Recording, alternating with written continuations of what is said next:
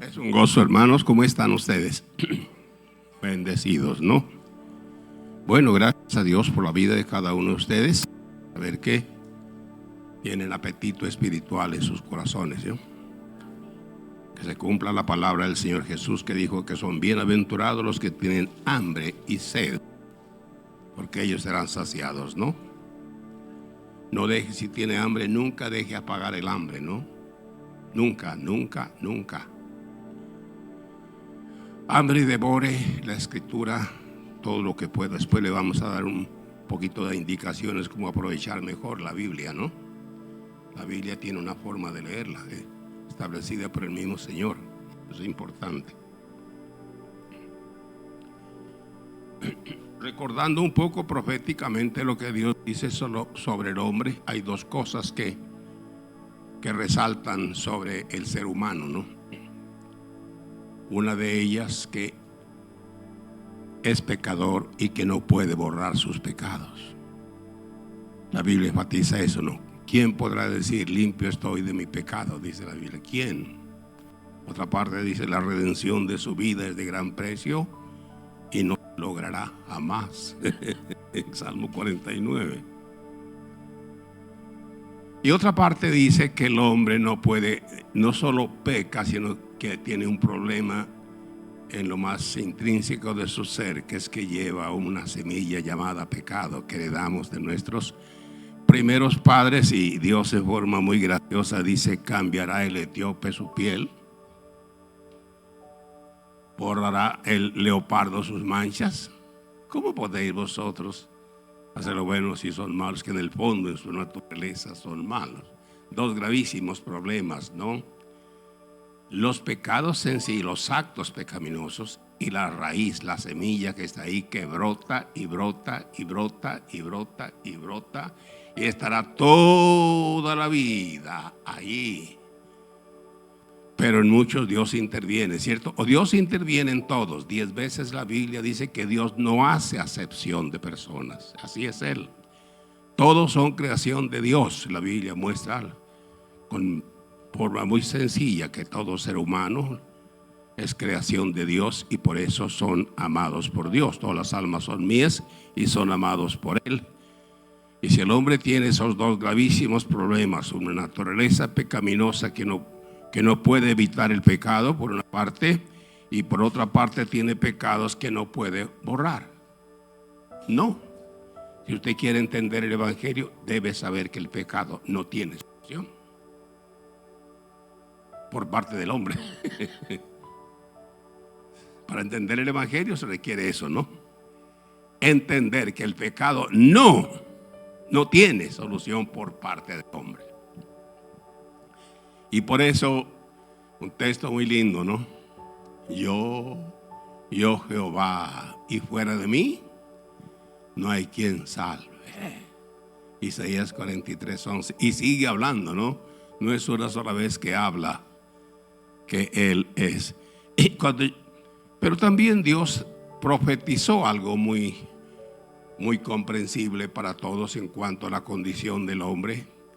Estuvimos, creo, considerando ustedes Ezequiel 36, 25, 26 y 27. Cuando Dios dice que nos limpiará de nuestras inmundicias. Primero, versículo 26 dice que nos dará un nuevo espíritu. Y versículo 27 dice: pondré entre vosotros mi espíritu y haré que andéis en mis estatutos y guardéis mis preceptos. Dios dice que Él es el único que salva y dice lo que hará, específicamente lo que hará en el hombre. El hombre necesita perdón, todo ser humano necesita perdón, todo pecado necesita perdón. Pero Él dice que no solo hará eso, también nos dará un nuevo espíritu, nos hará de nuevo, en otras palabras. Les voy a recordarles aquí una palabra con el profeta Jeremías, debe ser capítulo 18. Jeremías, le dice el Señor, vete a casa del alfarero. Y él va a la casa del alfarero. Cuando llega, el alfarero está trabajando ahí en su rueda, al estilo que siempre han trabajado en la alfarería. Está terminando una vasija, pero se rompe. Y el alfarero no la remendó, no hizo eso. Él amasó otra vez la masa de barro, hizo una nueva vasija, dice, como él quiso. Y dijo la palabra del Señor. Dice, no podré yo hacer con usted lo mismo. La lección es muy clara, ¿no? El hombre es la vasija de barro que se quebró con el pecado.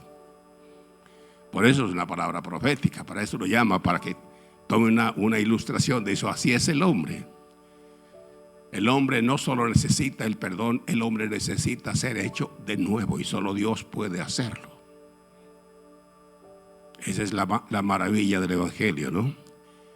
Pero como hemos reflexionado, hay que tener cuidado porque nosotros venimos de una herencia religiosa donde se piensa que el Evangelio es para que escapemos del infierno y vayamos al cielo, y que si hemos llegado a la fe en el Señor Jesús, los pastores enfatizan que hemos sido salvos por gracia, y esa es la gran verdad, por supuesto.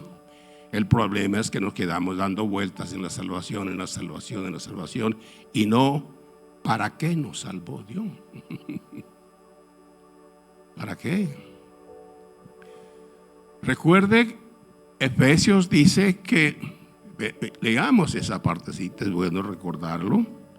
Efesios capítulo 1.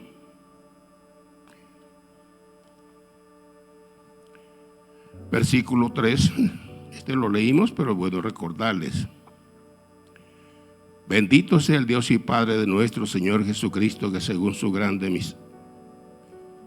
que nos bendijo con toda bendición espiritual en los lugares celestiales en Cristo, según nos escogió en Él antes de la fundación del mundo, para que fuésemos santos y sin mancha delante de Él. En amor, habiéndonos predestinado para ser adoptados como hijos suyos por medio de Jesucristo, según el puro afecto de su voluntad.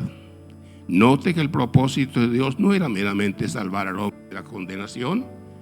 Aquí dice, para ser adoptados hijos suyos. Y en Romanos 8:29 usted sabe que dice, el plan de Él es que todos ellos sean conformados a la imagen de su Hijo. Lo dice en forma muy clara, ¿cierto? ¿Para qué? En Isaías 43:7 es un texto muy hermoso. Todos los llamados de mi nombre para gloria mía los he creado, los formé y los hice. Los hijos de Dios salvados y hechos nuevas criaturas son algo tan especial para Dios. Dice, ellos son para mi gloria. Le dan un gozo, una alegría, le dan gloria a Dios. ¿Por qué? Porque se asemejan a su Hijo, ¿no? Ese es el propósito del Evangelio. No meramente que escapemos del infierno. La salvación, pues, es tan grande, vale tanto que vale más que todo el oro de este mundo, sin duda, y más que todos los tesoros. Pero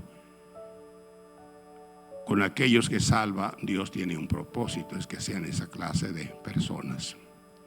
Bueno, estuvimos considerando con ustedes que Dios en su gracia, debido a que Cristo es la luz verdadera que alumbra a todo hombre, no hay acepción para con nadie, hay una luz. El hombre no está consciente muchas veces, solamente él está consciente de que existe el bien y el mal, y algunos se inclinan por lo bueno, y ellos están siendo preparados. Un día Dios va a intervenir y los va a salvar. Estuvimos viendo que Dios disciplina al hombre, dice, vuelves al hombre a ser quebrantado, y dices, convertíos hijos de los hombres. Y otros textos que hablan muy fuerte, dice que Dios deshace como polilla lo más estimado del hombre. Si usted es un padre de familia y está allá en un quinto piso y su niño está corriendo y va a caer al abismo, usted, aunque sea le atraviesa la pierna, aunque se va a golpear y va a llorar, pero eso es preferible a que no se vaya al abismo, ¿cierto? ¿Cuántos saben que Dios sabe meter zancadillas muy misericordiosas, ¿no? Sí, a través de los años uno ha visto tantas cosas en la familia, ¿no? Pues Dios prefiere cosas muy duras en la vida, pero que el hombre no. Lo que sabemos es esto, hermanos. Dios con cada uno de nosotros agota todos los recursos posibles para salvarlo. Y si él se pierde, Dios es completamente inocente, no tiene nada de culpa en la condenación de esa persona. Eso es lo que nos enseña la Biblia. Recuerdan que estuvimos mirando el texto que finalmente dice: fui hallado de los que no me buscaban, me manifesté a los que no preguntaban por mí. Dios busca al hombre, el hombre no busca a Dios. Adán huyó y así somos todos los hombres y mujeres. Una de las consecuencias del pecado es que convierte al hombre en lo que han llamado errabundo. Huye. Cuando hay una manada de ovejas y ataca a algún animal, pues ellas corren, huyen por todas partes y dicen que las ovejas no pueden volver por el camino, ¿no? Hasta que algún animal las devora, se pierden. El hombre huye de Dios. Esa es no solo Adán, el hombre tiene la tendencia a huir en su corazón sin darse cuenta. Hasta los creyentes, sin darnos cuenta, huimos de Dios. Todo lo que Dios hizo con Israel, le dio toda la ley y después le dio profetas para estar recordando. Si violaban la ley, les llamaban la atención. Ese era el trabajo de los profetas, llamarle la atención a que estaban violando la palabra de Dios. Toda esa riqueza de revelación que Dios le dio, para finalmente decir: Dios dijo, este pueblo de labios me honra, pero su corazón, el hombre no quiere. El hombre, es que el contacto con Dios es demasiado serio. El contacto con Dios me muestra lo que yo soy y es muy duro reconocer. Cuando la luz viene, veo la oscuridad, las cosas feas en mi vida, y somos como el profeta Isaías, ¿cierto? Hemos dicho que el profeta Isaías es una de esas pocas personas que la Biblia no dice nada, ningún defecto. Hay algunas personas así en la Biblia, Isaías es uno. Pero cuando él tuvo una visión de Dios, de su santidad, ¿qué dijo? Ay de mí que soy muerto, siendo hombre de labios del mundo. ¿Y por qué no vio antes eso? Porque la luz no había llegado, ¿no?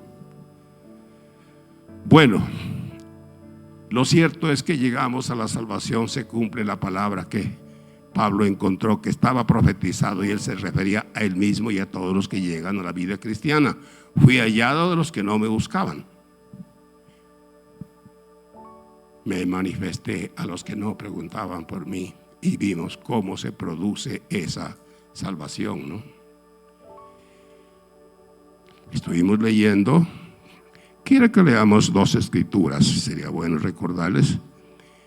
Segunda Tesalonicenses 2:13 y 14.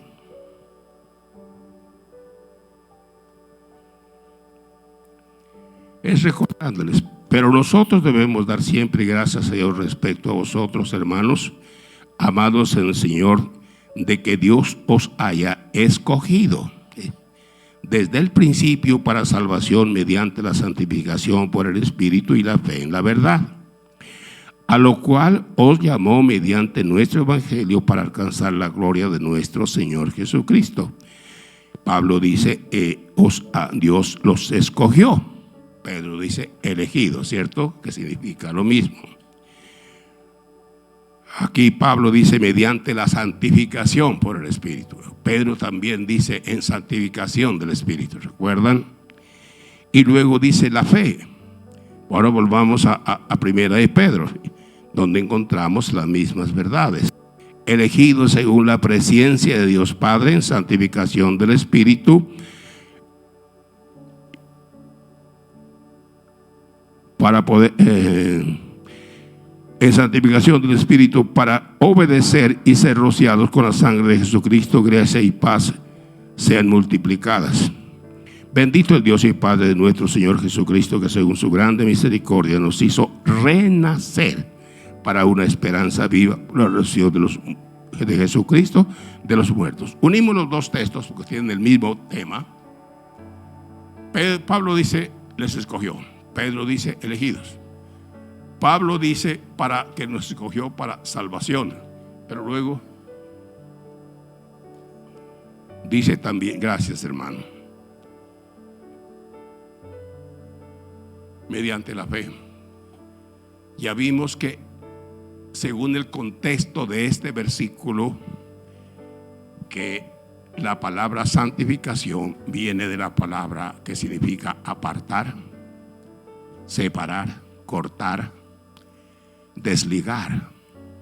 Y el contexto para entender este versículo, ¿qué quiere decir? El contexto es la conversión. Aquí está hablando de la conversión. Entonces tenemos que escudriñar los textos sobre la conversión. Y vimos que en cada conversión en realidad hay una confrontación entre las fuerzas malignas y el Espíritu de Dios por la vida de cada persona. Estuvimos considerando que la Escritura con claridad enseña que todos los hombres sin Cristo están bajo la influencia del espíritu de las fuerzas malignas. Vimos que los hombres están a voluntad del diablo en Timoteo. Y Juan, que dice,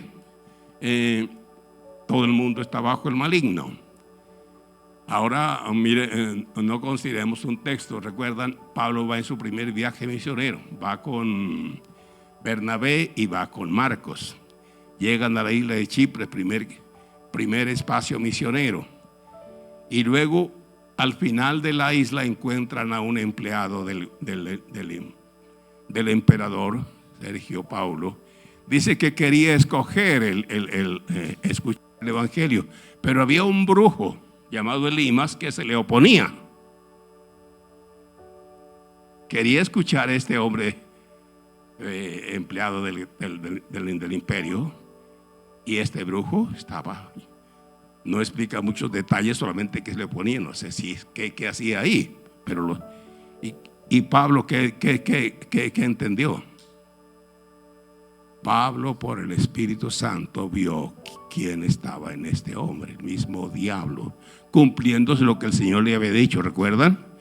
Vas a ir al mundo gentil para que abran los ojos y se conviertan de las tinieblas a la luz y de la potestad de Satanás a Dios. Y aquello que el Señor le había dicho, ahora lo estaba sufriendo en carne propia. Había un hombre allí que se oponía a que este hombre escuchara el evangelio.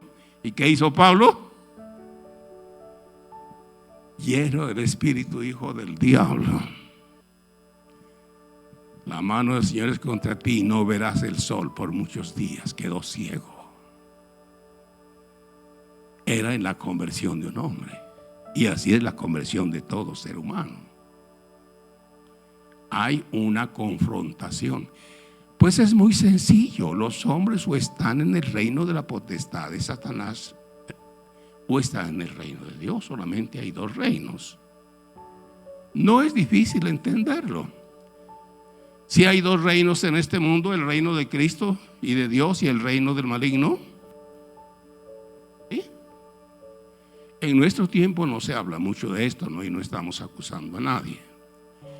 Pero en la Biblia es muy claro, ¿no? Que hay dos reinos. En el uno está el que tiene la autoridad, el maligno. Es una jerarquía demoníaca. La Biblia muestra que es una jerarquía con una cabeza y luego una jerarquía hasta los demonios que están aquí en la tierra. Cristo vino para restaurar el reino de Dios que Adán perdió con su pecado. Cristo habló del reino de Satanás. Digo, si su reino está dividido, Cristo está diciendo eso. Porque algunos hoy en día pues hasta ponen en duda, ¿no? Que exista un reino de las tinieblas todavía. Dice, pero si ya Cristo vino y destruyó el reino. No, la Biblia enseña que todavía está herido de muerte, no se levantará, va hacia la ruina. Ese es un proceso. Pero que sabemos dónde fue quebrantado. Fue en el desierto, en la tentación. Y por eso entonces es que en esa conversión nos sentimos algo tan especial. Es que fuimos cortados de la influencia maligna y quedamos bajo la influencia del Espíritu. Y Pablo dice, para fe, lo primero que Lo primero que hizo el Espíritu Santo fue cortar esa influencia, desligarnos de esa influencia o apartarnos, como quiera entenderlo. Y dice la fe en la verdad. Creo que tal vez todos han entendido, la fe es un don de Dios. ¿Recuerdan que en Romanos dice conforme a la medida de fe que Dios repartió a cada uno? La fe de los creyentes no es confianza humana. Confianza en la religión tenemos, pero eso no es fe. La fe es engendrada por el Espíritu y la palabra. Todo creyente tiene una medida de fe. Y esa fe está llamada a crecer. Eso enseña la Biblia con claridad. Dios quiere que esa semilla crezca, se fortalezca. Y la Biblia dice que Dios permite dificultades para que los hijos usen esa fe, y al usarla, ellos empiezan a ver que por la fe podemos triunfar sobre todo. Sí, así es la fe. Y entonces el arrepentimiento, Pablo dice la fe, Pedro dice para obedecer. Las dos cosas suceden, la fe y la obediencia. Y dice para ser limpios en la sangre de Cristo, dice el apóstol Pedro. Entonces hay la elección de Dios, todo el trabajo que Dios hizo para que llegáramos a Cristo. No llegamos a Cristo, sino que Él tuvo que intervenir. La salvación es una obra de Dios. Les recuerdo que Apocalipsis al final, creo que es el capítulo 5, cuando hay millones cantando, la salvación pertenece al que está sentado en el trono y al Cordero. Todos los que son salvos le debemos a Dios, ¿no? Todo.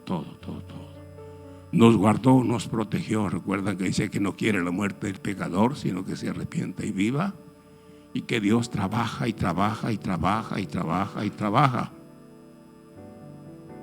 para llevar a los hombres a la luz de Cristo, a la salvación. Pero no solo hay salvación, sino que hay también nuevo nacimiento. No lo vamos a discutir ahora. Más adelante pondremos mucho más claridad, porque dice: bendito el Dios y Padre de nuestro Señor Jesucristo, que según su grande misericordia nos hizo renacer.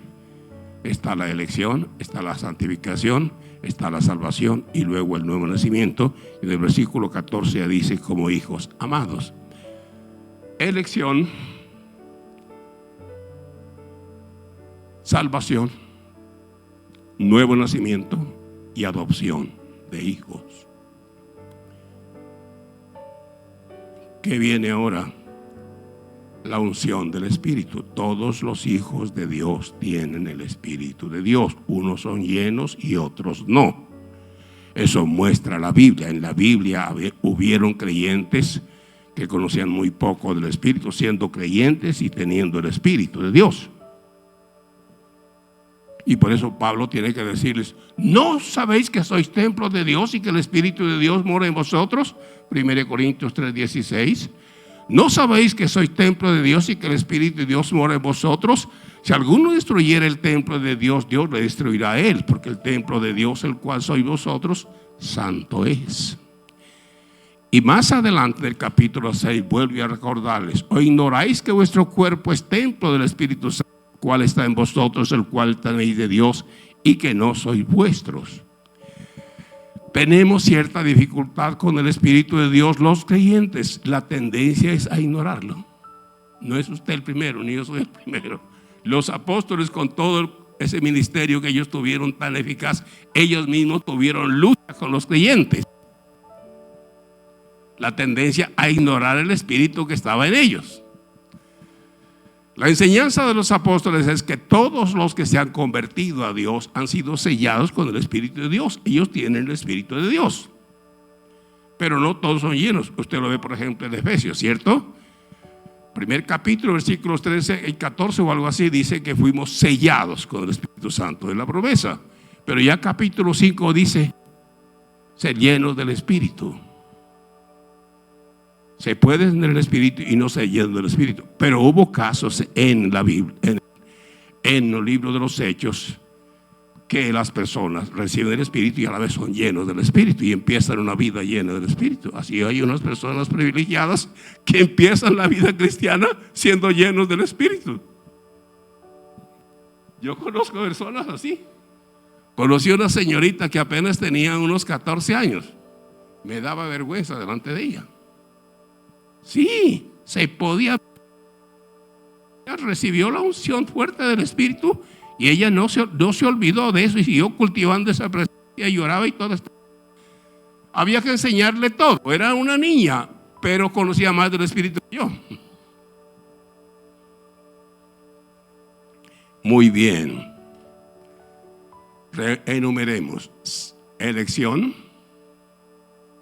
salvación, regeneración, adopción de hijos, es lo que vemos en eso. Y ahora unción. Y ahora ¿qué viene? Comunión. ¿Comunión con quién? Comunión con Cristo. La Biblia nos muestra que primero está la comunión. 2 veces habla de la comunión del Espíritu. Seguramente usted se ha dado cuenta que la Biblia no habla de la comunión con el Espíritu. Habla de la comunión con Cristo y habla de la comunión con el Padre. Pero cuando habla del Espíritu dice la comunión de Él. Así lo dice Filipenses, así lo dice el versículo final de 2 Corintios 13:14, ¿cierto? Habla de la comunión del Espíritu. Ahora, por el Espíritu es quien nos pone en contacto con Cristo Jesús. Miremoslo de esta manera. Empezando Pablo su primera epístola a los Corintios, del versículo 9. Qué declaración tan impresionante, ¿no? Fiel es Dios por el cual fuisteis llamados a la comunión con su Hijo Jesucristo. El apóstol Pedro lo dijo de otra manera, pero dijo las mismas palabras. Versículo 23 de su epístola habla del nuevo nacimiento y versículos 1 y 2 habla del crecimiento y luego les dice acercándoos a Él, piedra viva, hablando el Señor. Pablo dice llamados a la comunión con su Hijo. Pedro dice acercándoos a Cristo. Significa lo mismo, en el fondo es la misma verdad. ¿Qué es la comunión con Cristo?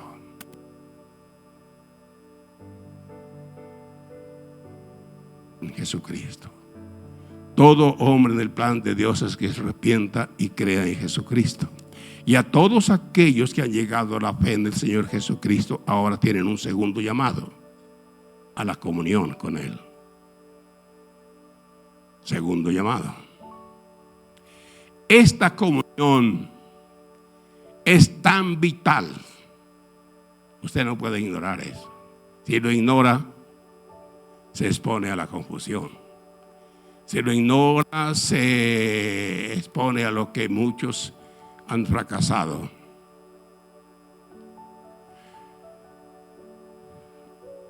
Unos pastores muy serios hace poco investigaron allá en Centroamérica, que son unos países pequeñitos, una iglesia muy unida, estos pastores muy unidos, pero hicieron una investigación muy seria en todas las iglesias, a ver cuánta de la gente que se convierte, cuánta gente permanece. El libro se llama Conversión y Deserción. Muchos se convierten y muchos desertan, salen. No sé si lo mencioné aquí, pero el libro dice que solo el 35% de la gente que se convierte a Cristo permanecen. ¿Por qué no permanecen? Porque no saben cómo crecer en la vida cristiana. No se le ha enseñado algo tan elemental en la Biblia, que aquí el apóstol Pablo, miren lo que dice en el capítulo 2 de su primera epístola. ¿Qué dice?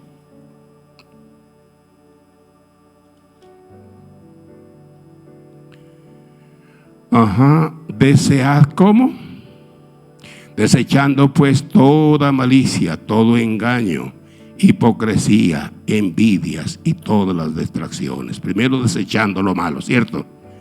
Y no solo eso, sino todo lo que sea mal, naturalmente. Y luego, ¿qué dice? Desear. La primera palabra clave es desechar, ¿cierto? Todo lo que sea malo. Y la segunda es desear. ¿Qué es lo que hay que desear? Dice: la leche espiritual no adulterada, para que por ella crezcáis para salvación, si es que habéis gustado la benignidad del Señor. ¿Qué le pasará al niño si no el alimento, la leche materna es un alimento absolutamente único, ¿cierto? Tiene todos los elementos para crear defensas, nutrientes y todo lo que el niño necesita. Pues al fin el Creador, ¿no? Infinito en su sabiduría. ¿Qué tal si al niño no toma leche? Lo mismo le pasa en lo espiritual. Si las personas no se les ha instruido hasta la saciedad que él debe alimentarse de la leche espiritual. ¿Cuál es la leche espiritual? ¿Qué es la leche espiritual? La palabra. ¿Quién más dice? Oración. ¿Qué más? ¿Qué? Ayuno. Claro, todo eso. ¿Qué es la leche espiritual? Es la pregunta. La hermana dijo que es la palabra. Sigan diciendo. ¿Qué es leche espiritual? No. ¿Qué es leche espiritual? ¿Qué es?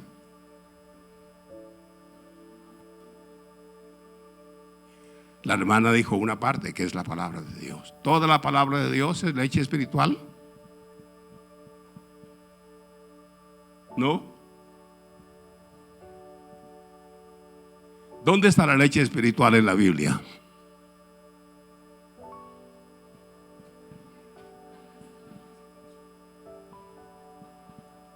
Son cosas elementales que todo creyente debe conocer a fondo. Son cosas tan elementales. No toda la Biblia es la palabra de Dios, pero no toda la Biblia es leche espiritual. ¿Dónde está la leche espiritual?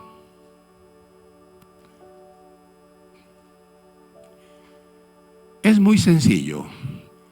Miremos este panorama de la Biblia. En el Antiguo Testamento Dios tiene un auditorio, ¿cierto? ¿Quién es? Israel. Todo está dirigido a Israel, ¿cierto? Y algunas pocas veces Dios profetiza sobre todas las naciones, por supuesto.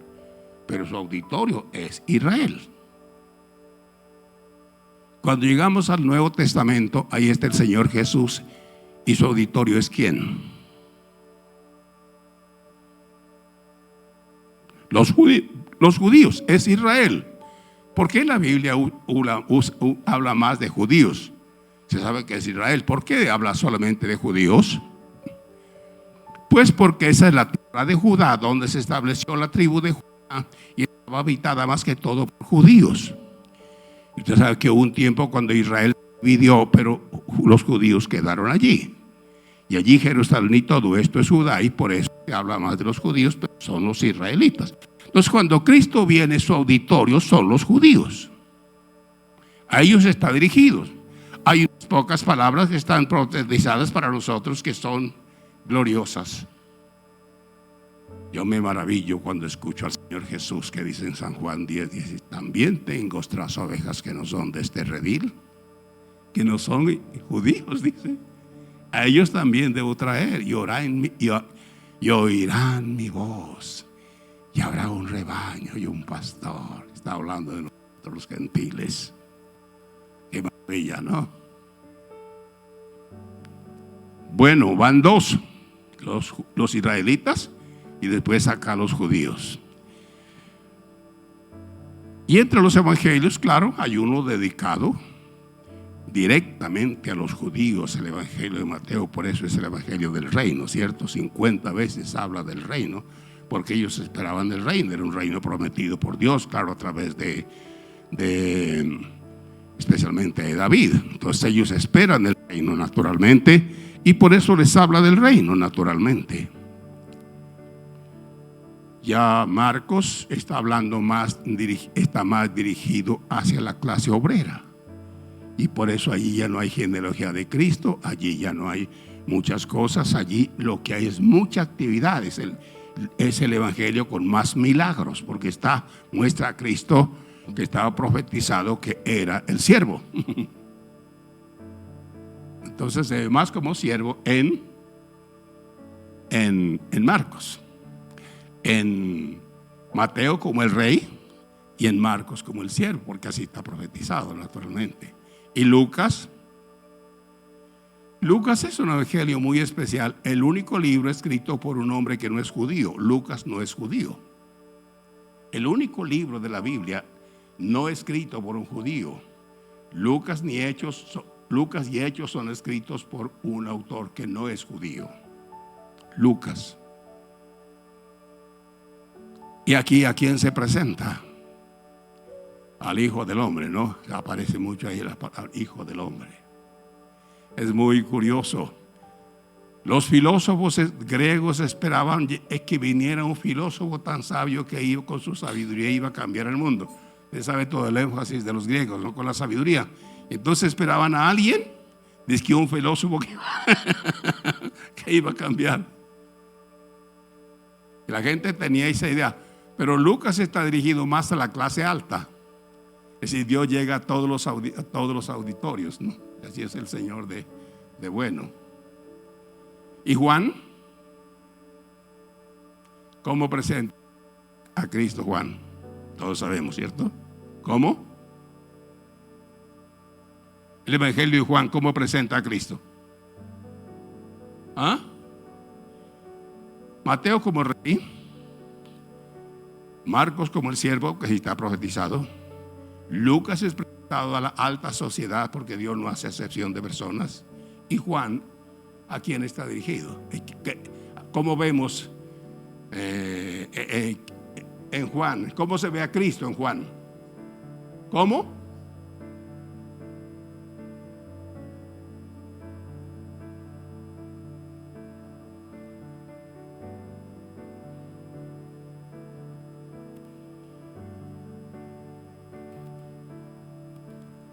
¿Qué es lo que más designa en Juan al Señor Jesús?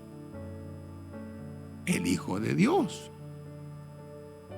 En ningún libro se presenta tanto ahí como el Hijo de Dios, el Hijo de Dios, el Hijo de Dios. Y hace las declaraciones más impresionantes que hay, ¿no? En el prólogo, Juan 1:18 dice: a Dios nadie le vio jamás, el unigénito Hijo que está en el seno del Padre, Él le ha dado a conocer. Pero en el original es mucho más claro todavía. En nuestra lengua es un poquito confuso el texto, pero en el original dice, hablando de Cristo, el monogenes theos. Mono, único, genes, naturaleza, y theos, Dios. El único de la misma naturaleza del Padre. Que el Padre y el Hijo son coesenciales, son de la misma esencia eterna. Dios eterno es el Hijo como lo es el Padre. Y si Mateo está dedicado a los judíos, a los israelitas, si Marcos está dirigido a la clase obrera y Lucas está dirigido a la clase alta, Dios en su gracia, ¿a quién está dirigido Juan? ¿A quién se dirige más que todo? Juan ya está dirigido más a la iglesia. Juan es prácticamente como una epístola. Usted lo ve que es diferente, ¿cierto? Completamente diferente.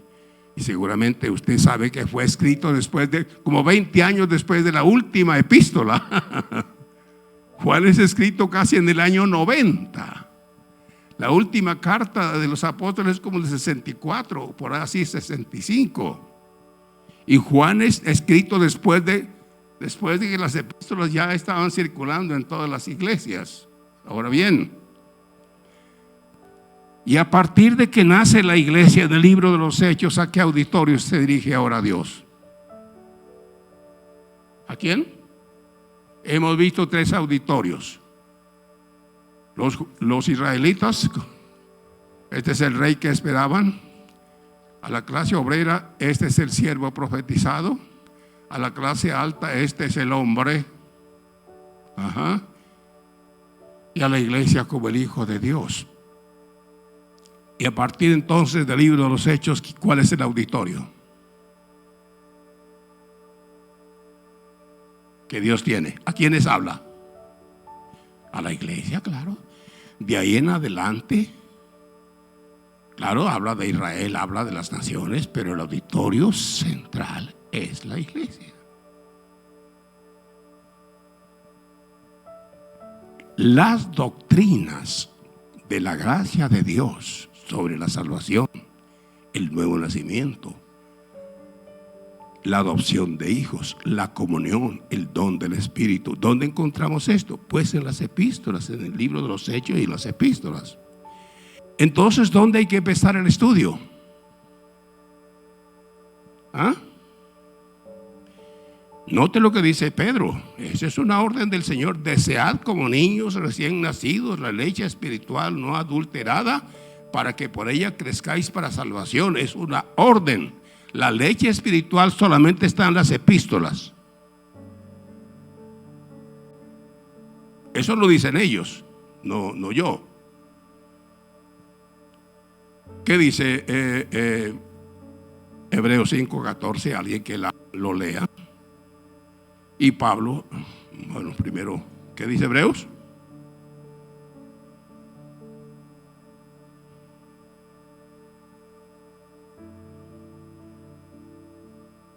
Diga.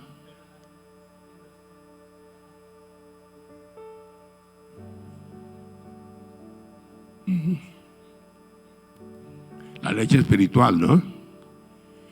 Habla en las epístolas. Claramente está diciendo que la leche espiritual está en las epístolas. Recuerda que Pablo en 1 Corintios, empezando los capítulos, dice: les di a beber leche y no vianda.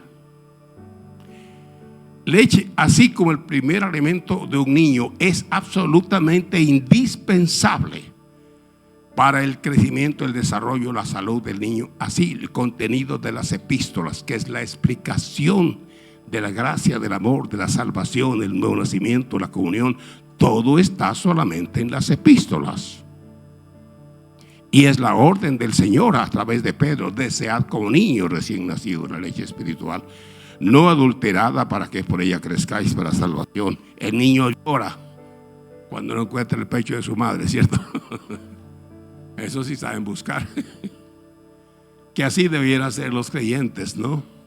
Devorar epístola a diestra y siniestra, porque ahí va a encontrar. ¿Qué encuentra en las epístolas?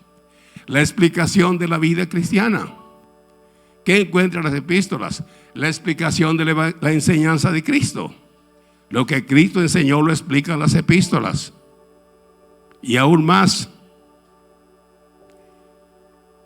varias de las epístolas, especialmente Hebreos, explica cosas del Antiguo Testamento que en una otra parte se explican. ¿Cómo sabemos del tabernáculo, el lugar santo, el lugar santísimo? ¿Solo por Hebreos? Entonces, leer las epístolas tiene un valor inmenso. No se deje llevar de la curiosidad. No, que el Antiguo Testamento, que estos profetas, aquí y allá. Algunos empiezan en Apocalipsis. Y dije: pastor, yo estuve leyendo Apocalipsis y anoche soñé que veía, explíqueme qué significa eso. Yo vi unos ángeles de color verde y otros color rojo.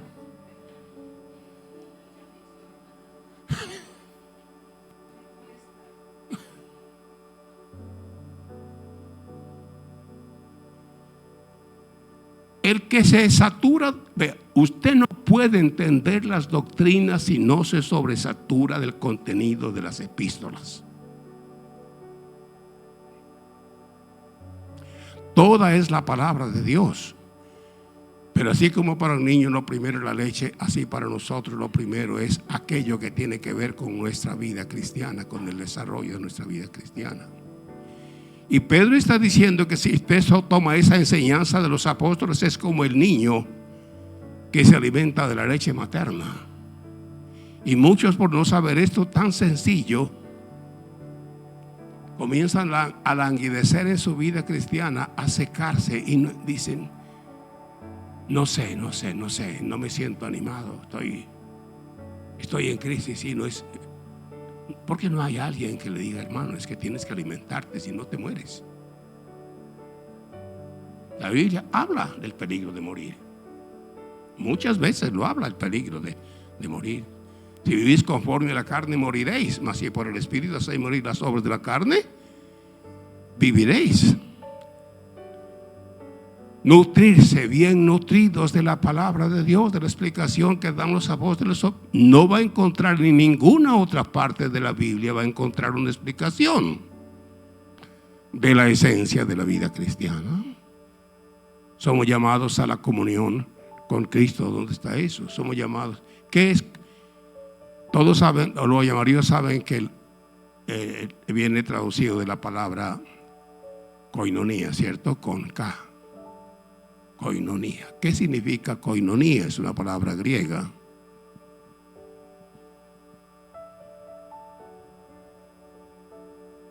No lo escuché. Contacto. Sí, tiene muchos significados.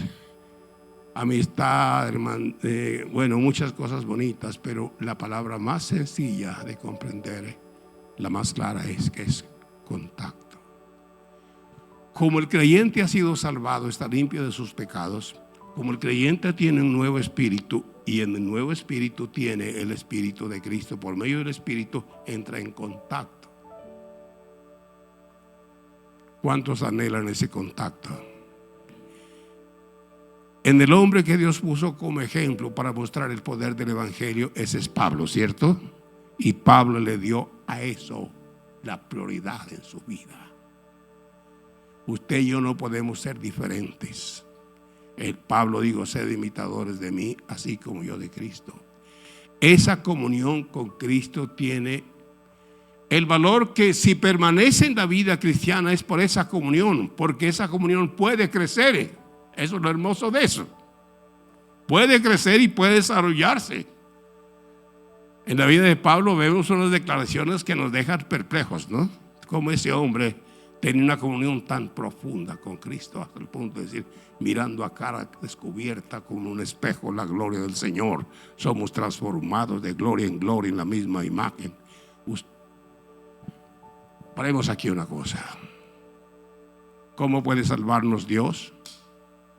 ¿Cómo nos salva Dios? Él tiene un solo método, ¿no? Más que un solo método, tiene una sola persona, ¿cierto? ¿Nos salva cómo?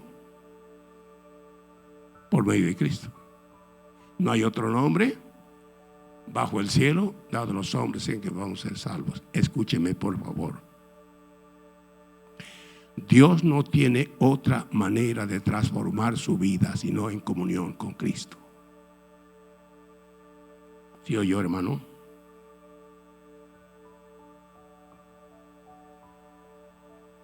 Si usted confía en su propia bondad: yo soy muy bonito, mi abuelita era muy bonita, mi mamá era así, muy caritativa, y yo soy igual de bonita que ella, y no, pues yo casi no necesito nada. Bueno, de leer, pues sí se puede.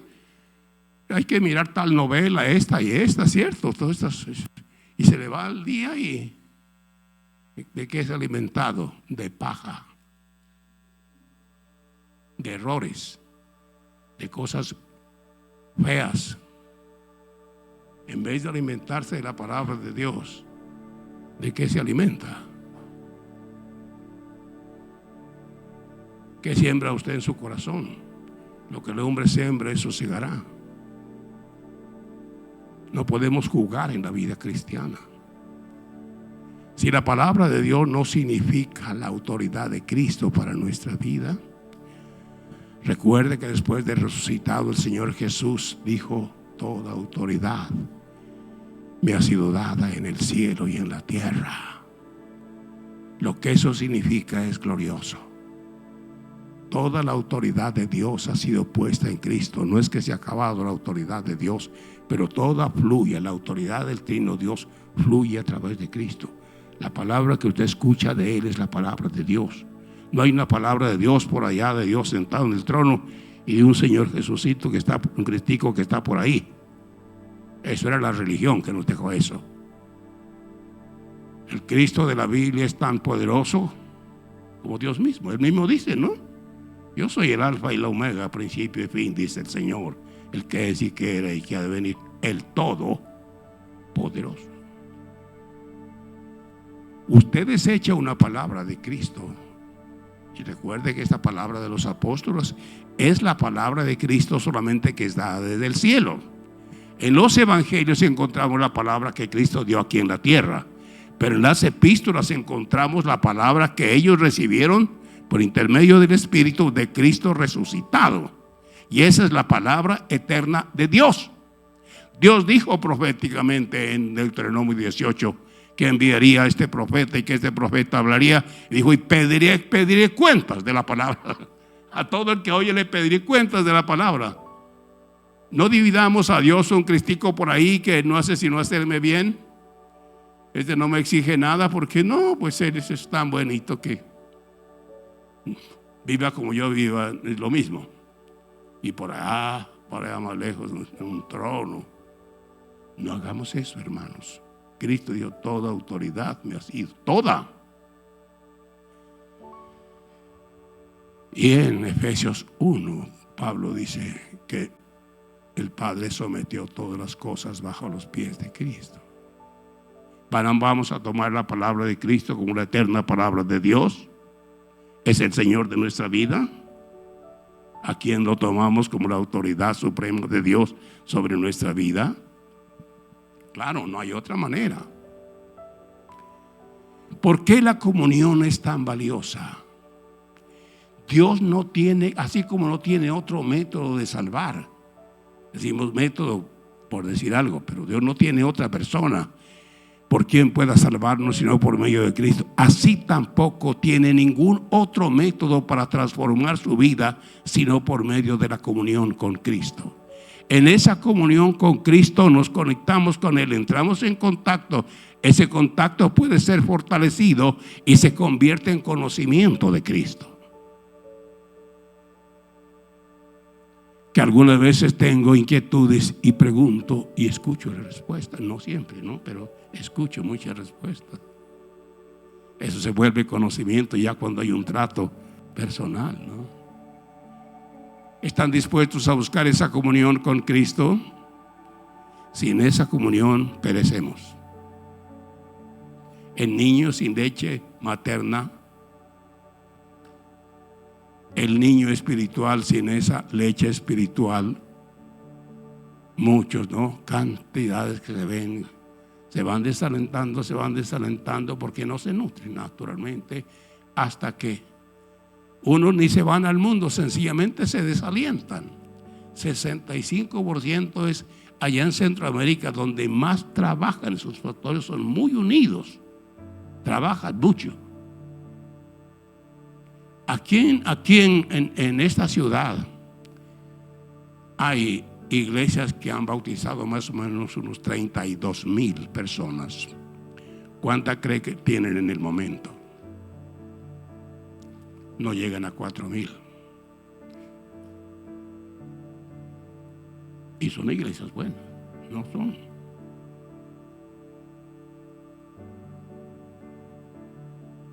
¿Por qué la comunión es tan valiosa? ¿Por qué tiene tanto peso? Porque en esa comunión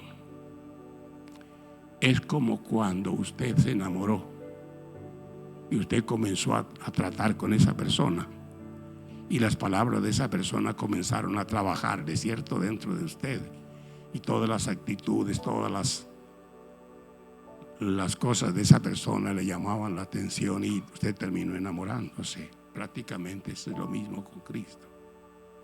Solo conocemos el amor de Cristo en esa comunión. ¿Qué somos sin el amor de Cristo? ¿Recuerdan lo que dice el capítulo 13 de 1 Corintios, cierto? Como címbalo que retiñe. ¿Recuerdan un mensaje? Un domingo estuvimos haciendo énfasis. ¿Cuánto énfasis le da Dios al amor? Al amor, al amor. Y capítulo 3 se dice: si yo entendiese todas las lenguas y todos los misterios y no tengo amor, nada. Y si entregase todos mis bienes para los pobres y mi cuerpo para ser quemado y no tengo amor, de nada me sirve. Hay un énfasis tan grande en el amor. Y usted, ningún creyente va a conocer el amor de Cristo si no en ese contacto con Cristo. No. Oír del amor de Dios y entender en alguna medida el amor de Dios, pero que usted no está llamado a solo entender, usted está llamado a sentir, a experimentar. Eso es lo que transforma su vida. Entonces su corazón se va detrás de Cristo. Entonces, cuando la Biblia dice que Él es el Señor, usted no encuentra una carga, sino que bueno es la autoridad suprema. Obedecerle es un anhelo. Porque después de la salvación, la regeneración, la adopción, la unción, la comunión, ¿sabe qué viene, no? La consagración nuestra. Estamos hablando de la auténtica vida cristiana. ¿Qué es consagración? Es dedicación, es entrega. A mí me maravilla cuando la Escritura dice: así también vosotros, hermanos míos, habéis muerto a la ley mediante el cuerpo de Cristo, para que seáis de otro, del que resucitó de los muertos. Usted es del que resucitó de los muertos. Su vida es de Él. Quisiera entregarle esa vida a Él para vivir en comunión con Él. Si no lo hace, se expone a volver atrás, a quedarse sin aliento. Lo malo es que dará cuenta a Dios del evangelio que escuchó, ¿no? Es lo malo. Es más culpable que si no hubiera escuchado. La Biblia dice, ¿no? Al que más se le da,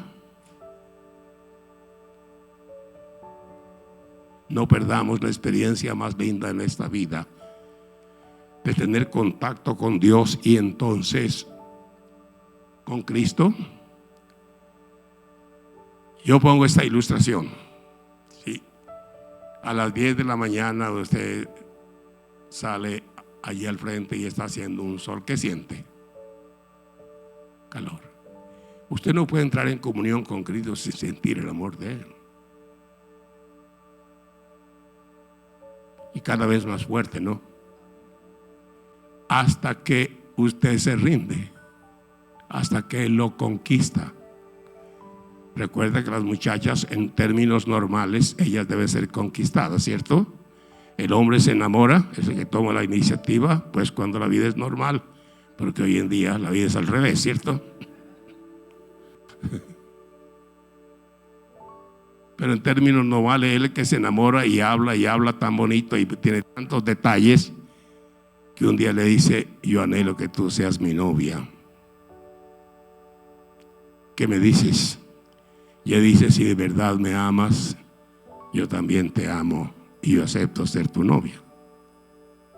La conquistó, ¿cierto? Yo encuentro en la vida cristiana que es lo mismo. Estando en contacto con Cristo, en esa comunión, siento el amor de Cristo y entonces recuerdo que la palabra de Dios dice que yo le pertenezco, que me compró con su sangre. Y entonces le digo: soy tuyo. Eso es consagración. Estoy dedicado a Él, a esa comunión. Estoy dedicado a conocer su palabra y a ponerla, a entenderla, ponerla en práctica y su vida, diga. Vamos a ver una escritura sumamente importante en cuanto a la comunión con Cristo, ¿no? Segunda de Corintios capítulo 11. Aquí vamos a encontrar algo muy a tener en cuenta en nuestra comunión con Cristo. 2 Corintios 11, 1 al 3. Ojalá me toleráis un poco de locura, sí, toleradme, porque os celo con celo de Dios, pues os he desposado con un solo esposo para presentaros como una virgen pura a Cristo. Pero temo que como la serpiente con su astucia engañó a Eva, vuestros sentidos sean de alguna manera extraviados de la sincera fidelidad a Cristo. Este texto es sumamente importante en nuestra comunión con Cristo. La comunión con Cristo, hay un espíritu de maldad, así como cuando éramos inconversos, un espíritu inmundo trabajaba para apartarnos de Cristo, que llegáramos a Cristo. Pero el poderoso Espíritu de Dios trabajaba para que llegáramos a Cristo, y llegó el momento en que ante la autoridad del Espíritu Santo todo se destruyó, ¿no? Y entramos a la fe en el Señor Jesús. Y ahora que ya somos cristianos, el espíritu inmundo sigue trabajando para que usted no conozca ni ame a Cristo. Lo pone todo. Note cómo presenta Pablo aquí la vida cristiana, ¿no? Que el creyente es como una virgen pura para Cristo. Dice, pero temo que como la serpiente con su astucia engañó a Eva, vuestros sentidos sean de alguna manera extraviados de la sincera fidelidad a Cristo. Temo que como la serpiente con su astucia engañó a Eva, Eva fue engañada. Pablo dice, el mismo espíritu inmundo tratará de engañar a los creyentes que son como la novia de Cristo a no tener esa fidelidad, ese amor, esa entrega a Él. Espero que esta escritura le hable toda la vida para que tenga mucho cuidado. Él tratará de desviarlo con cosas, que esto es más importante, que esto es más importante, que esto es importante, que esto y que esto y que esto y que esto, enredarlo y que su corazón no esté en condiciones de tener comunión con Cristo, porque el corazón tiene que ser preparado para la comunión con Cristo, naturalmente. Dijimos ya, solo los cristianos pueden tener comunión con Cristo, porque la comunión es en nuestro espíritu. El contacto con Dios siempre es en nuestro espíritu, ¿cierto? Solamente en nuestro espíritu. Nosotros somos unas personas que tienen una triple naturaleza, un cuerpo físico porque nos hizo para funcionar en un mundo físico en todos los aspectos de la vida, y somos aptos porque tenemos un cuerpo. Pero en el plan de Dios es que nosotros tengamos unas relaciones de las mejores, ¿no? Eso es el anhelo de Dios. Entonces nuestra alma tiene eso, ¿no? Tiene la necesidad de socializar, de amigos. Y claro, para cuántos la amistad es hermosa, valiosa. Y en la vida cristiana, lo máximo que se puede disfrutar usted en esta vida es que tenga comunión con Cristo y con otros que tienen esa comunión. Igual a eso no hay nada. Es una relación de amor silencioso, irrompible. Nada lo puede dañar, nada. Pero el enemigo, ¿qué tal, no? Como una novia que está a punto de casarse, está enamorada, ya tiene casi el vestido, todo ese teje-maneje de la preparación. Y a última hora resulta alguien, ese está como. Así es el diablo, ¿no?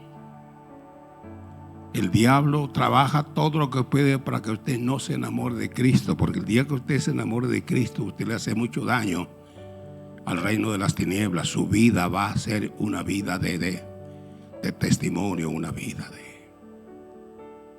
de mucho valor para Cristo.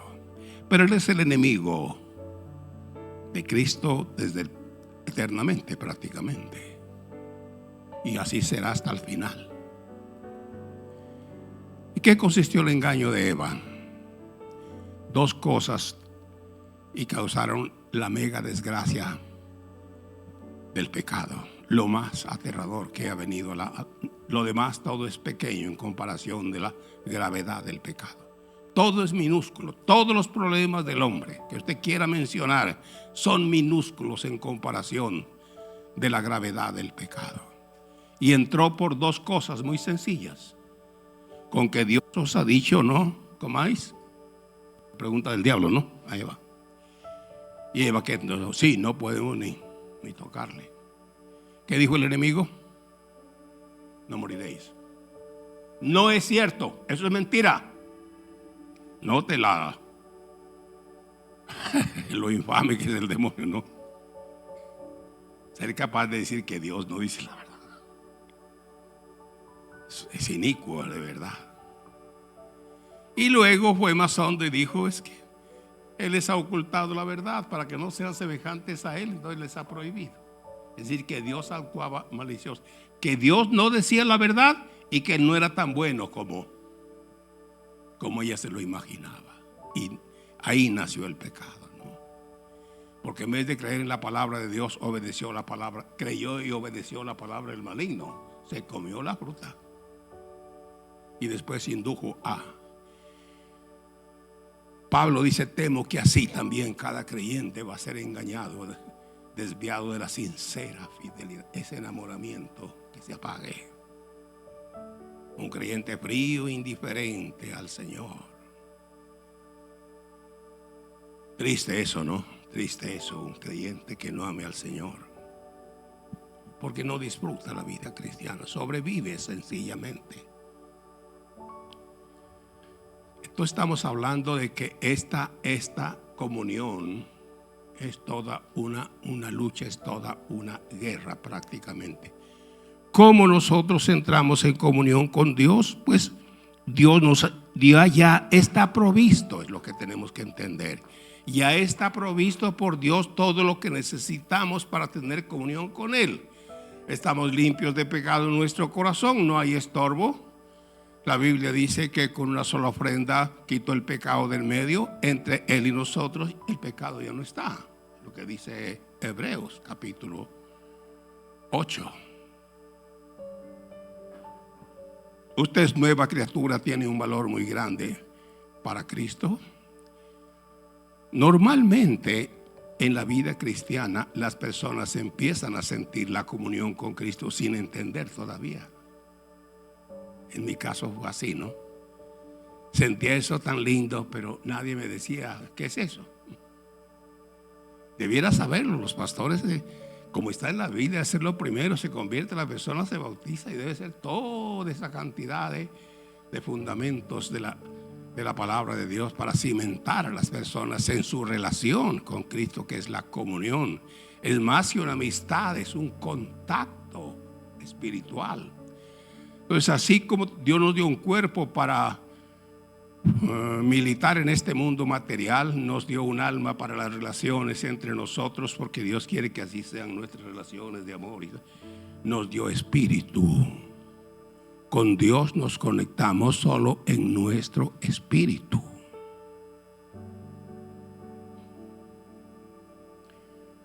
Una palabra que nos enseña eso es aquella bella oración del apóstol Pablo en Efesios 3:14. Recuerdan cuando dice: por esta causa doblo mis rodillas ante el Padre de nuestro Señor Jesucristo, de quien toma nombre toda familia en los cielos y en la tierra, para que os dé conforme a las riquezas de su gloria el ser fortalecido, dice, en el hombre interior. Ese es nuestro espíritu, llama nuevo hombre, nueva criatura. Que os dé, dice, conforme a las riquezas de su gloria, ser fortalecidos en el hombre interior. Es allí donde la comunión es en nuestro espíritu. Luego lo siente nuestro corazón y nuestra alma. Nuestro corazón refleja lo que hay en nuestro espíritu y en nuestra alma. Así es la vida cristiana. Por eso, después de salvación, regeneración, adopción, unción y comunión, la respuesta es consagración. Es entrega, se enamora de Cristo. No hay una relación más asombrosa que esa, porque crece. Una hermana me hizo una pregunta muy interesante ahorita y me dijo, ¿y dónde, si en las epístolas está la leche, dónde está la carne? Muy buena pregunta, gracias a Dios. La carne también está en las epístolas, ¿cierto? Es lo que dicen los apóstoles, les di a beber leche y no vianda. Y luego dice que hablaba claro con de las cosas más avanzadas con otros. Pero pasa esto: si usted no tiene comunión con Cristo y crece en eso, no va a entender tampoco la carne. La carne es para personas que crecen en su relación con Dios. Por cierto, tenga cuidado, sí. Muy buena la pregunta de la hermana, porque puede quedar la idea, entonces epístolas pues son la leche. ¿Y dónde está la carne? No, las epístolas tienen lo más avanzado de la revelación de Dios. Tienen leche espiritual, pero tienen lo más avanzado de la revelación de Dios al hombre, a la iglesia especialmente. Todo lo que le habla del futuro, ¿cierto? Pero que para los que tienen comunión con Dios, esa es como una revelación, no es simplemente una palabra vacía aquí en su mente, sino que es una realidad que vive. No se puede disfrutar de la carne espiritual si no conocemos un poco. Primero probamos la leche espiritual. No, la carne es para los que han crecido un poco, pero está en las epístolas. Las epístolas son la parte final de la Biblia y son la revelación más avanzada que existe. Está la culminación de toda la revelación de Dios. Está la culminación de la revelación de Cristo, cómo termina Cristo. Está la revelación de cómo termina la iglesia. Está la revelación cómo terminan los impíos, ¿cierto? Está la revelación cómo terminan las fuerzas malignas. Eso no lo encuentra sino más que todo en las epístolas. Recuerden, ¿no? Cuando usted se despierta, hay un espíritu anhelando, el espíritu de Dios, que usted se olvide de las arepas. Sí, hacer arepas es muy bueno, porque eso es bueno para el esposo y los niños y todo. Pero un creyente debe llegar al punto de que lo último que piensa es cuando todas las fuerzas se han agotado y hay que dormir, es la persona de Cristo, el Señor. Si usted tiene comunión con Él y por revelación sabe que Él es el Señor, eso no es ningún esfuerzo. No es un esfuerzo, es algo natural, es algo espontáneo. ¿Recuerdan algunos de ustedes cuando estaban enamoradas? ¿Sí recuerdan? Que estaba hablando con su amiguita de los exámenes finales del colegio, y estaba hablando de trigonometría y terminaba hablando del novio, ¿cierto? Y hablaba de telemetría y terminaba hablando del novio. No podía sacarse al novio Así es, ¿no? Cuando amamos a Cristo, lo primero que yo me despierto es, me acuerdo quién es Él y que yo soy de Él. Digo, ¿cómo es posible una bienaventuranza tan inmensa? Pero no solo es una palabra, es una realidad. La palabra me dice de esa relación, pero el Espíritu lo hace una vivencia. Y eso es lo que queremos. No más información. La información es buena, tiene su lugar naturalmente, pero aquí en esto estamos hablando de entrar en la vivencia, en la realidad de las cosas. Pablo dijo en capítulo 4 del libro de Efesios que no seamos como los gentiles que andan en la vanidad de su mente. Todo es a nivel de la mente de esa manera. No estamos llamados a eso. Entonces, él debe ser el primero, y la gente se enamora de una manera impresionante. Aún en eso, la vida cristiana es tan delicada que aún en esto puede haber cierto peligro. Ustedes seguramente han oído hablar de una palabrita rara, místico. ¿Han oído eso? Que las personas se vuelven místicas. Una persona entra en esa comunión y eso es tan cautivante y lo absorbe a uno de tal manera, y entonces uno dice el Señor y yo, el Señor y yo, el Señor y yo, y se olvida de la esposa, de los hijos, se olvida de muchas cosas y va dejando la vida a un lado. Pero no es culpa de nadie, es de nosotros. No, la persona que tiene comunión con Cristo está llamada a tener la vida social en familia, la más clara. Es la persona más apta para relacionarse con los demás, porque valora, perdona, soporta. El que tiene comunión con Cristo se siente amado por Cristo. Siendo tan imperfectos como somos, también tenemos la capacidad de soportar, perdonar, pasar por alto todas esas cosas. Nadie está más capacitado para una vida de relación en todas las dimensiones que el que tiene comunión con Cristo. Sí, es una vida práctica. Por eso en esa vida de comunión tiene que también haber entonces intercesiones, que usted lleva los suyos, lleva todo. Hemos dicho que somos hijos sacerdotes. Recuerda, el sacerdote, una de las funciones, una de las tareas de nosotros es la intercesión. Vale muchísimo, vale muchísimo. Comunión. Recuerde que hay un enemigo, pero recuerde que hay un espíritu del Señor anhelando. El espíritu trabaja así como trabaja para llegar a los pecadores a Cristo, así también trabaja para conducir a los creyentes a la comunión con Cristo. Trabaja continuamente y Él es todopoderoso. Pero hay otro espíritu inmundo que quiere cautivarle con cosas, en esto y en esto y con esto y con esto y con esto. Yo siento un escalofrío dentro de mí cuando oigo decir un proyecto de vida. Que se escuchan mensajes que parece que están hablando a llaneros solitarios, no, que cada cual su camino. Cuidado con eso, no. Usted no es un llanero solitario. Decimos eso porque en el pasado vieron una serie llamada El Llanero Solitario. Tal vez usted no la conoció, ¿no? Se llamaba El Llanero Solitario, fue una serie y él las ganaba todas. Usted no es un llanero solitario. Si quiere crecer en la comunión con Cristo, tiene que aprender a tener comunión con los hermanos, soportarles y perdonarles todo y orar por ellos.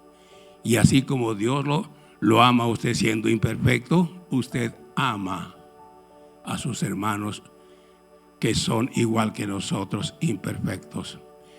En la vida cristiana, cuando andamos en la vanidad de la mente y no somos sustentados por el Espíritu de Dios, es posible seguir la misma conducta que vivíamos atrás. Humanamente, estando sin Dios, con unos simpatizamos y con otros no. Es normal, ¿cierto? Por alguna razón unos nos caen bien y otros nos caen mal. ¿Sí? Y si nos descuidamos en la iglesia, seguimos con la misma conducta. Que con unos simpatizamos y los saludamos y todo, y a otros no los determinamos.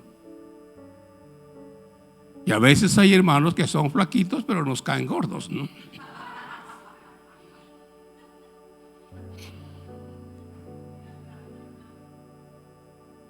Solo el amor de Cristo puede superar todo eso, ¿no? Cuando tenemos el amor de Cristo, los que ven más necesitados, más lejos del Señor, más nos acercamos a ellos.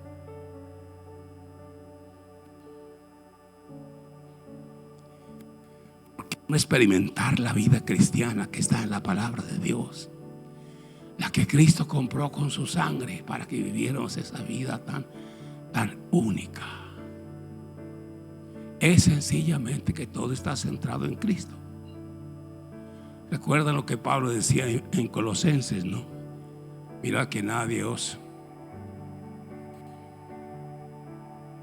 engañe con palabras engañosas. Se lo voy a leer. Colosenses capítulo 2. Debe ser a partir del versículo 8.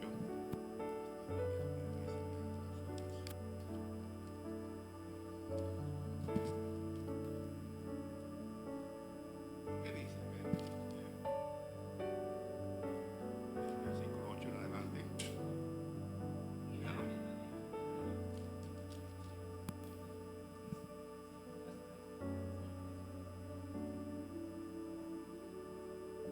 y no según Cristo. Tenga en cuenta esa palabra. Toda la vida cristiana es según Cristo. Nada más completo. La salvación es en Cristo, la comunión es con Cristo. La conducta que somos llamados es a reproducir a Cristo en nuestra vida. Nosotros no la reproducimos, Dios la produce, la reproduce en nosotros.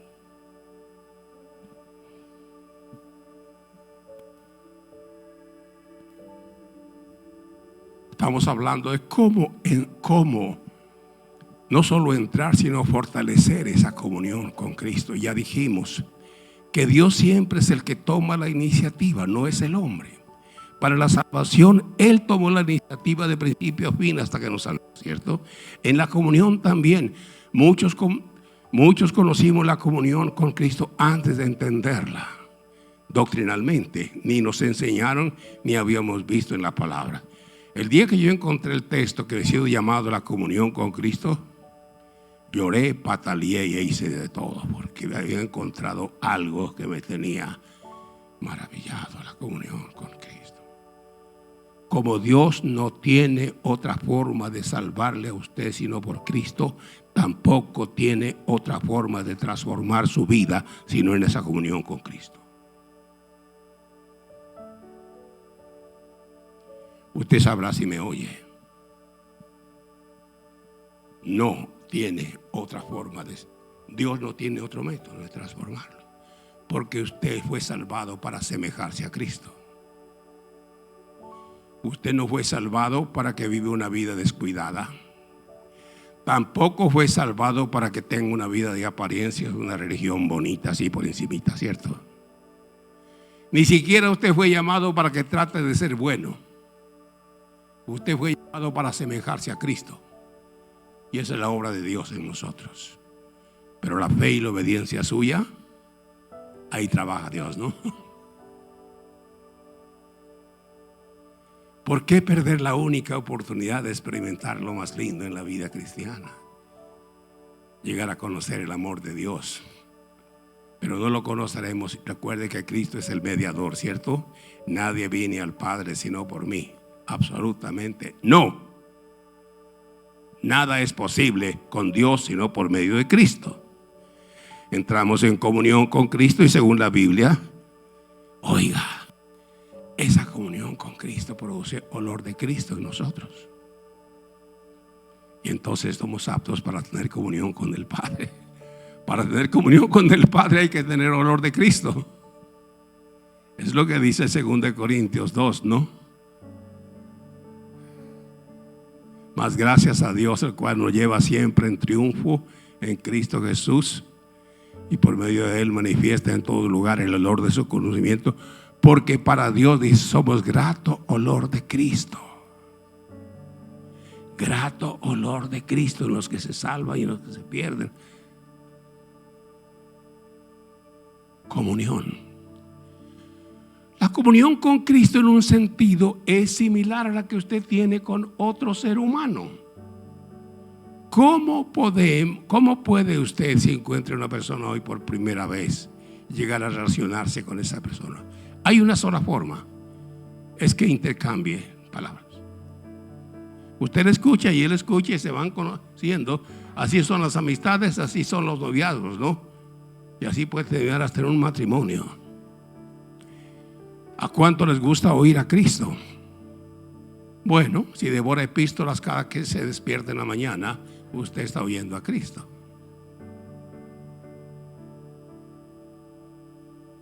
Ya saben, ¿no? Que de esos 4 auditorios que hay en la Biblia, los israelitas primero, después los judíos, no digamos el tercero, y el tercero somos nosotros.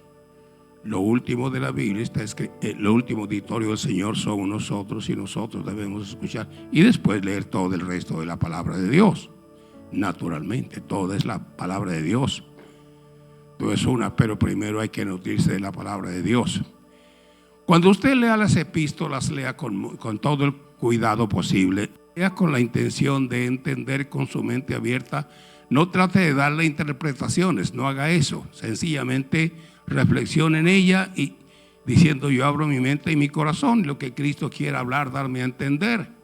Porque algunos comienzan a hacer cosas y cosas tratando de entender un texto y se desvían tratando ellos de darle su interpretación. El único que nos puede dar el significado de la palabra de Dios es el Espíritu Santo, el mismo que la escribió. Entonces es mejor leer con todo cuidado. Yo le digo al Señor: háblame lo que tú quieras. Van a haber textos que tocan su corazón de una manera impresionante. Esos márquelos con colores. Bueno, tener 3 colores: uno rojo de Cristo, uno verde para hablar del Padre, y uno azul para hablar del Espíritu de Dios, y otro de otro color para hablar de textos que le hablan. Así es, maneja uno la palabra del Señor mucho más fácil. Pero escuchar en los evangelios, escuchar a Cristo, lo que Él enseñó aquí en la tierra, es palabra de Dios, supremamente valiosa. Pero leer las epístolas es escuchar lo que lo que Cristo por su Espíritu habló a los apóstoles. Todo el Nuevo Testamento es la palabra de Dios. Hebreos 1 así lo explica. Dice: Dios, habiendo hablado muchas veces y de muchas maneras en otro tiempo a los padres por los profetas, en estos postreros días nos ha hablado por el Hijo. Todo el Nuevo Testamento, no es Mateo, Marcos o Lucas, o es Pablo o es Juan, es la palabra de Cristo. Ellos estaban conscientes que es la palabra de Cristo, y a través del tiempo se ha comprobado, es la palabra de Cristo. ¿Por qué tiene tanto poder? ¿Por qué tiene tanta bendición? ¿Por qué trae luz? ¿Por qué nos transforma y nos bendice y nos lleva a la comunión? Pues porque es la palabra de Cristo.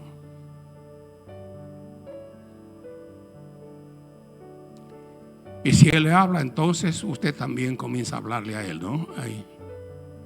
Cuando escuchamos a una persona, intercambiamos, comenzamos una relación, ¿cierto? Y esa relación puede crecer y crecer. Así es con Cristo.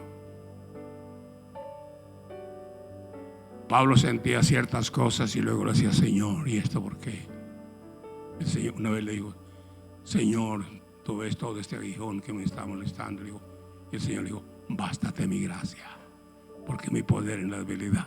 Pero la comunión con Cristo se vuelve algo tan profundo que escuchamos la voz de Él. Eso ya es conocimiento, ¿cierto? Trato con una persona. La comunión es el contacto espiritual que sentimos con Él y nos bendice. Pero con el tiempo Él comienza a hablar a su corazón. Puede hablarle por lo que está escrito. Siente de una manera especial lo que está escrito. Sabe que Cristo le está hablando por esa palabra escrita. Pero puede el Señor también hablarle, pero también es algo que está escrito aunque usted no lo conozca. Entonces usted va creando una relación. El enemigo tratará de romper eso por todos los medios, y seguramente no hay cristiano que no tenga luchas. ¿Cuánto habré perdido yo? ¿Cuántas veces habré perdido la comunión con Cristo? Aún en los últimos tiempos, ya con tanta experiencia, y a veces se afecta esa relación. La lucha es tan intensa, pero también aprendemos a manejar lo que la Escritura llama la armadura de Dios, ¿cierto? O sea, hay que saberla de memoria, y no solo de memoria, sino saber qué significa e implementarla en nuestra vida. En la Biblia hay 2 clases de armadura, una que está en Tesalonicenses y otra que está en Efesios 6. La que está en Tesalonicenses es muy bonita. Habla de 3 cosas: habla de la fe, del amor y de la esperanza como poderosas armaduras de Dios. Es posible para los que han nacido de nuevo la comunión con Cristo. En esa comunión no olvide. En esa comunión está la palabra. En esa comunión es de mucho valor para usted, para afirmar esa relación. Todo aquello que habla del sacrificio de Cristo. Hebreos es muy bueno por eso, porque casi cada capítulo nos habla de la sangre, del sacrificio de Cristo. Esos textos hay que llevarlos de memoria en el corazón. La fe continua en el poder de su sangre, la fe continua en el poder de su espíritu, la fe continua en el valor de la palabra, lo fortalecen y lo afirman a usted en la comunión con Cristo. El enemigo buscará todos los medios, se valerá de todo lo que el enemigo es increíble, todo lo que puede hacer y todo lo que él puede usar las cosas. Un problema que usted tenga, si usted no hace lo que la Escritura dice que llevemos todo a Él en oración. Si usted tiene un problema y no lo lleva en oración, el enemigo puede usarlo como una arma. Un problema se puede convertir, eso lo aprendemos de la Biblia. Un problema puede convertirse en un arma de él. Hay que quitarle todas las armas, todo lo que nos sabemos que nos molesta, lo llevamos a Dios en oración. Ya está en manos de Dios, el enemigo no puede usar eso. Amén. Dios quiere que lo llevemos todo, que usted no tenga ningún problema. Hay veces hay problemas que no sabemos la respuesta, ni entendemos lo que estamos sufriendo. Lo llevamos a Dios en oración.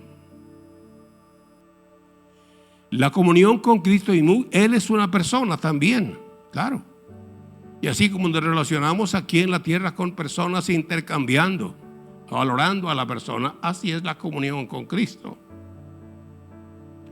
Pero no se prive de esa comunión, porque recuerdo, le repito y le repito, como Dios no tiene otra forma de salvarle sino por medio de Cristo, tampoco tiene otra forma de transformarle sino esa relación con Cristo, porque así ha sido salvado para que se asemeje a Cristo.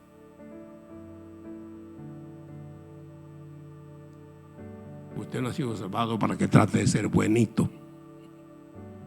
Eso es la religión, ¿cierto? Usted ha sido llamado para que se asemeje a Cristo, pero Dios lo ha provisto todo.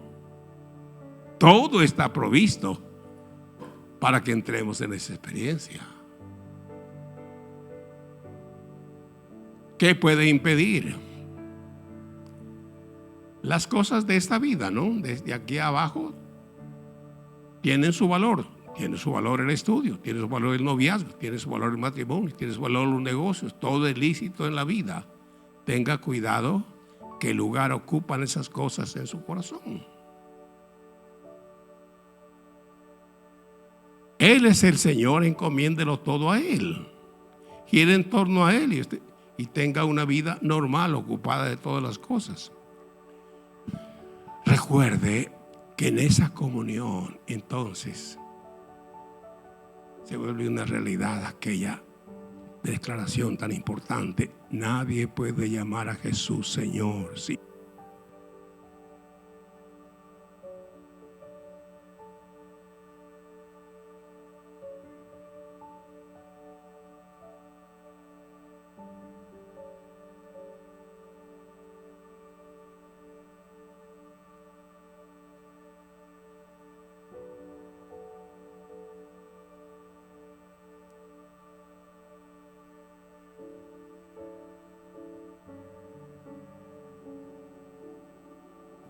Gracias, hermano.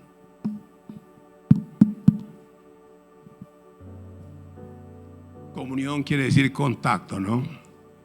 Ese contacto se fortalece. El Espíritu de Dios trabaja para ese contacto y el espíritu del mal trabaja para impedirlo. Cautivarle con cualquier cosa, hasta con la política. ¿Sí? Cuidado con la política. Son ideologías que pueden dañar gravemente la vida cristiana. Ese no es el mundo nuestro. Somos ciudadanos y hay que votar. Pero pasiones por ideologías, cuidado. Eso es veneno puro, porque usted resultará odiando. Ajá. ¿Cuántos se habrán gozado de pobre Maduro, no? Que aquí bailaba y allá está gritando y llorando. Así lo han presentado ya. No. Ahora, si odiamos a gobernantes como Petro, ¿cómo hacemos para cumplir la palabra de Dios que nos ayuda a orar por las autoridades? ¿Cómo hacemos? Un creyente debe estar libre de pasiones, tiene derecho a votar por el que considere que es. Usted tiene, somos ciudadanos de aquí todavía. Claro, estamos dispuestos a todo aquello que contribuya al bien, Pero las pasiones ideológicas, estas son, cuidado, pueden ser venenosas, pueden dañar la vida cristiana. El enemigo puede usar eso para dañar la vida cristiana. El enemigo está dispuesto a usar todo lo que pueda contar que usted esté privado de esa comunión. Algo de mucho valor. Las novias y los novios, una cosa y las amistades también. El tiempo es muy importante, ¿cierto? ¿Cuánto tiempo? ¿Cuánto tiempo dedica usted a Cristo?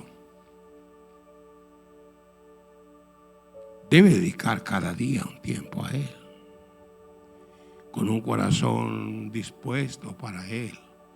Recuerde que Él lo redimió con su sangre. Recuerde que Él es el Señor del universo, el que tiene toda autoridad aquí en los cielos y en la tierra. Más adelante vamos a hablar algo muy importante, ¿no? Les dejo esa inquietud que estamos terminando.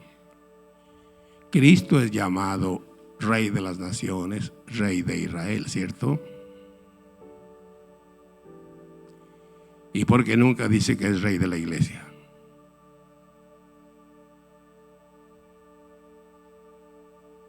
Eso tiene una enseñanza muy valiosa, ¿no? Porque usted es más que un esclavo de Dios, usted es un hijo de Dios. El mensaje el centro, el tema central de Cristo en los evangelios fue el reino de Dios. ¿Por qué Pedro, siendo este gran discípulo, en sus epístolas solo una vez? ¿Por qué Juan en sus epístolas nunca? El único que enseña algo sobre el reino de Dios es Pablo, porque él trabajó mucho entre los judíos, y entre los judíos, claro, el evangelio no podía ser explicado si no entendían también el reino de Dios, porque ellos están designados para ser la cabeza del reino milenial, naturalmente. Pero nosotros somos más que esclavos del Señor, más que eso, somos de una categoría diferente. Somos la familia de Dios. Somos comprados por la sangre de Cristo. Dios desde la eternidad pasada, dice, nos predestinó para ser conformes a la imagen de su Hijo. Y le repito por cuarta vez, Dios no tiene otro método de transformar su vida, sino en esa comunión con Él.